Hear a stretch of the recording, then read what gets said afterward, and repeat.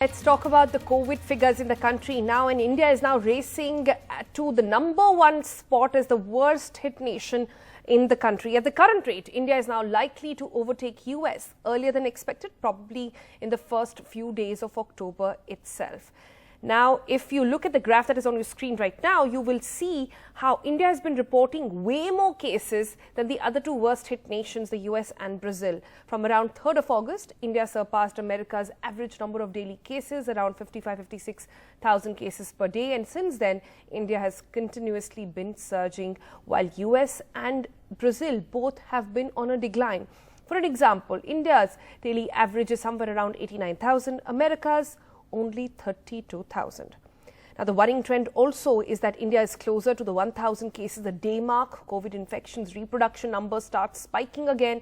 And in the last 5 weeks or so, this has been an uptick. Now, the effective reproduction number, the RF factor, is the number of people in a given population who can be infected by one individual.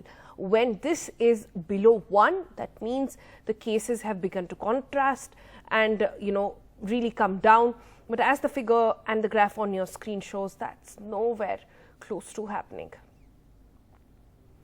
But one state really which has come to the top when it comes to all these numbers and has continuously been there is Maharashtra, which continues to be the one with the highest number of COVID cases. The state has now crossed the 10 lakh mark on Friday with a record spike of 24,886 new cases in just one day. Sohit back with us for the latest in the Maharashtra numbers as well. Sohit, apart from what Kangana Ranaut is doing, apart from what Riya Chakravarti is doing, this is one area which really needs all resources and all the best of minds in Maharashtra.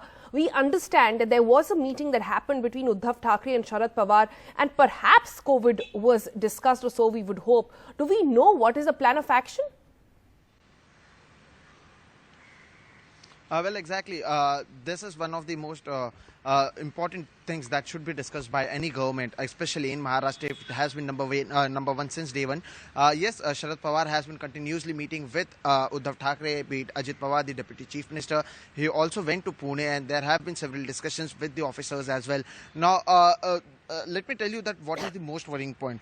So the COVID numbers in Maharashtra have risen from 1.8 lakh active cases to 2.61 lakh in just a fortnight. So 1 lakh fresh cases were added in the last 6 days. So this is the most disturbing trend that the Maharashtra government is currently seeing. So they are continuously in touch with several of the hospitals as well as the doctors, and they are trying to understand that what is the issue. One of the issue that Maharashtra is facing is the lack of oxygen cylinders. So that is the reason on September 9th, the Maharashtra government had issued a notification to oxygen suppliers to sell not more than 20% of their cylinders outside the state. And this move was aimed to stabilize the state's own oxygen requirement affected, and it has affected Madhya Pradesh and Gujarat for oxygen supply. And you would remember that Shivraj Singh Chauhan also requested that more oxygen cylinders should be given over there. But apart from the oxygen cylinders, the hospitals still are not at par or how it should be. So this is the another trend that is disturbing.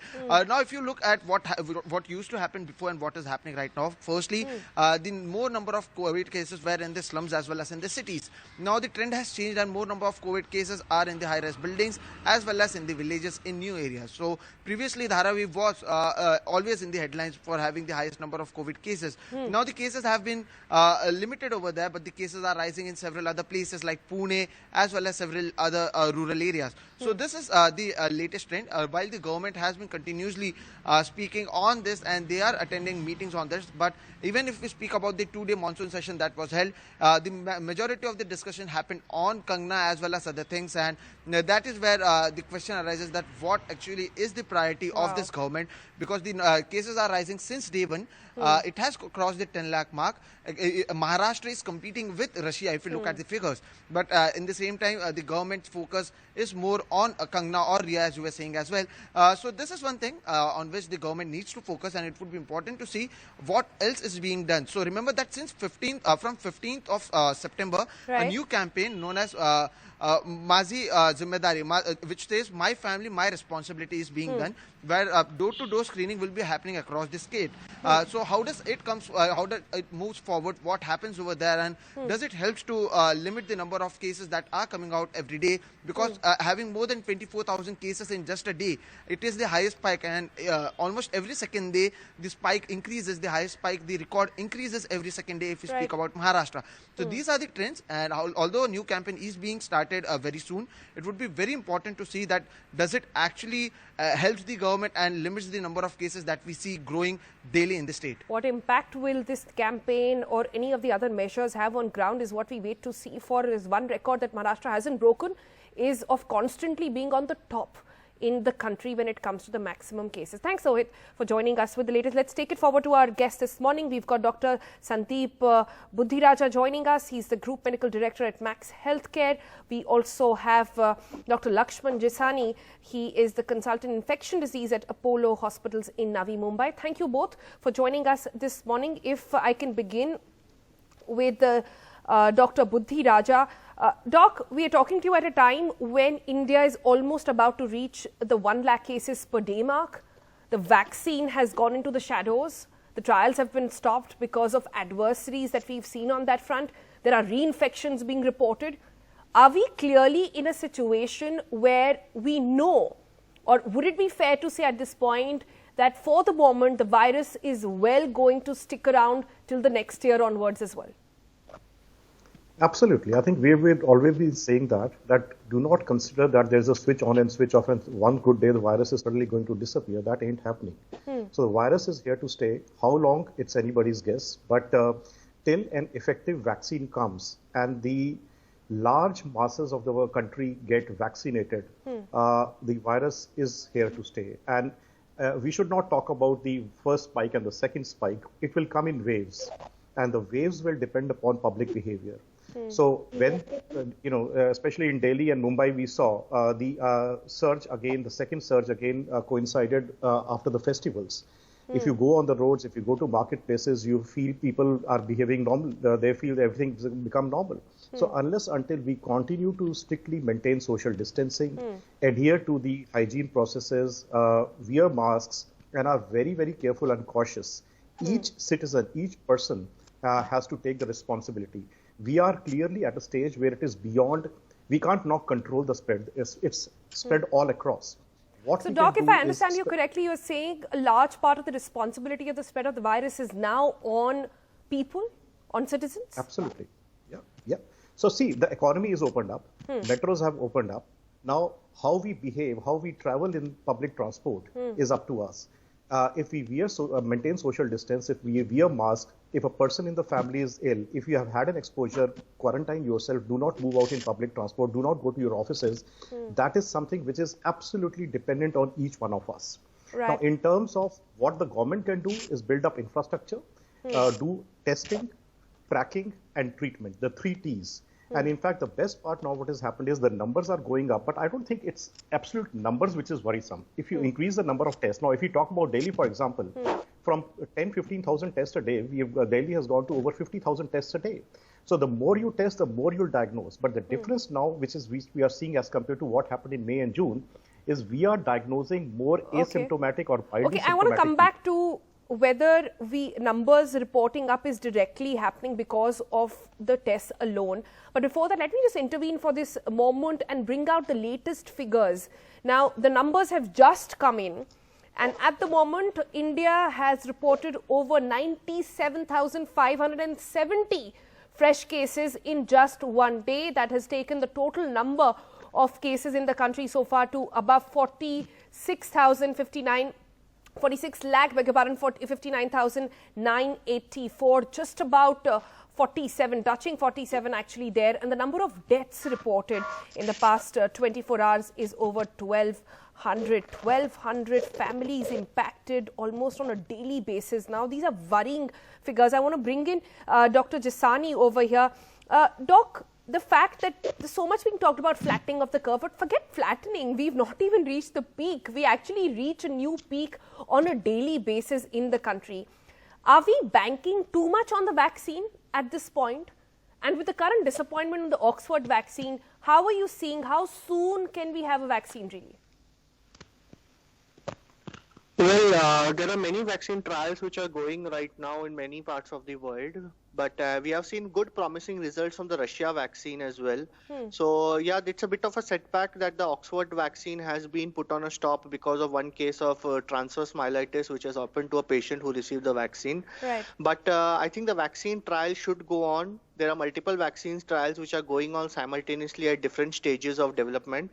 So till we get an effective vaccine, probably it is difficult to say whether the virus is actually controlled or not, because the number of cases will keep on increasing. The more we test, the more we will detect, and we are detecting more and more number of asymptomatic and mild cases right now compared to all the severe cases which we used to see earlier. So the more we test, the more we'll detect, and these number of cases I think will still keep on going on increasing only. What we need to look at is the rate of growth of increase. So like we saw in the earlier part of the year, we saw the rate of growth of increase was very rapid, was very steep. But right now we are seeing the rate of the growth of increase is slightly settled down. But you are right, we have still not reached the peak or the plateau, and this will continue to see a rising trend. Only thing we should hope is that the rate of growth should be pretty slow, and by the time we get a vaccine, by the time we get vaccine and many people are vaccinated, probably then the cases will be controlled, and then the R0 figure will fall to less than 1. But we just have to cross our fingers and be optimistic that we get a vaccine. You're saying then a lot depends on the vaccine then, but how do we ensure that vaccine reaches all? Also, this vaccine nationalism debate that has been going on, how do we ensure that everybody who needs it actually gets it? Yeah, for that, I think the vaccine production has to increase. So I think initially there should be a targeted population, the population who are at high risk, they should receive the vaccine. And as the production of vaccine increases, then the vaccine should be delivered to all the people across the country. But I think till the time the vaccine is available, we will continue to see a rise in the cases, and we just have to do our own decision. Means we have to have social distancing, maintain adequate distance, use the use of mask, cover the face and mouth. I think these are personal protective equipment which we should do at our level. Dr. Buddhiraja, I want to come back to the fact that you said that it's actually dependent on citizens now. Your safety is in your own hands. But so much has been talked about this COVID precaution fatigue. People are tired of constantly following it, tired of being at home, tired of wearing the mask as well. Can we afford a fatigue at this point, and how does one combat it? Absolutely. No, do we have an option? That's what we have to ask. Do we have an option? Can we just be relaxed about ourselves and not follow these precautions? If we do that way, we are only going to see the cases are going to be increased. So I think there is some amount of willpower, and we have to focus that we have to control ourselves. That is very important. I know it is very Dr. Buddhiraja can also come on this, please. Yeah, so I think it is there, but that's a human mentality or human nature that fatigue sets. Because our life is in our own hands, and if we don't take care of it, we cannot help it. So that question was for Dr. Buddhiraja. If you could just give him a moment to answer, please. Sir, please go ahead. Yeah. So I think it's very natural for fatigue to set in, but at the same time, we have to be intelligent enough and responsive enough to understand that it is not just a matter of our personal convenience. It is for the safety of others around us, our loved ones, and our fellow colleagues and citizens. So, and one has to adjust and accommodate to this new normal or new change. Just like traditionally you would wear your clothes, I think this is one additional piece of cloth or piece of paper or tissue which you have to put around in your face and go around. Now, I don't see as end happening to that. Part of clothing now. Yeah, that's what I would say. And I think let's be mentally prepared that it's going to be a long haul. There's nobody in this world who can put a time frame to it, whether it's 2020, 2021, or maybe after that. But a rough guidance is that even if the vaccines comes in India by the year end, for at least 60 to 70% of the population to get an access to vaccine, it is at least 12 to 18 months after that. So we are talking of easily the things going into 2021 end or 2022 before vaccine can give you the immunity or herd immunity or protection. That's huge. You're saying we could go until the end of 2021 or the beginning of 2022 for majority of the country to receive the vaccination. Is that correct? See, a population of 1.3 billion. And for a vaccine program to be effective for a disease like this, the statistics say that 70% population needs vaccination. That's fact number one. Second is there are lots of vaccines which are under trial, and we don't know ultimately which one will make it for a country like ours, whether it will be a vaccine which is a 1-dose vaccine or a 2-dose vaccine. That's number one. Number two, we will still not have an answer right away as to how long the effectiveness of that vaccine lasts. Now, you know, the normal flu vaccine is to be taken every year. And every year the flu vaccine strain changes and a new vaccine comes up. So that's going to be a huge logistical challenge. So if the population has to be vaccinated in 2 shots at 4 weeks interval, that's going to be a logistic nightmare again. Third thing is, how often? Do we need to repeat it every year? Will the immunity last for that 1 year? Will it start waning off? So those are very unanswered questions, which as we go along and as the vaccine comes out and the effectiveness is really seen on the ground, we will not be able to really commit to that end point or date. But I think most of the projections clearly put it as the problems extending easily till 2021. But I would still insist and put my point forward again that it is to each one of us how to protect us. So leave aside the vaccine, whether that Doctor, comes you've or not. worried a lot of people by saying that it could actually be going on for another 1 full year, and at the end of 2022, perhaps the beginning of 2022 is when we can expect a proper vaccination to be taking place for a country as large as ours. Well, on that note, I'm going to let go of both of you. Thank you so much for joining us this morning with your perspective.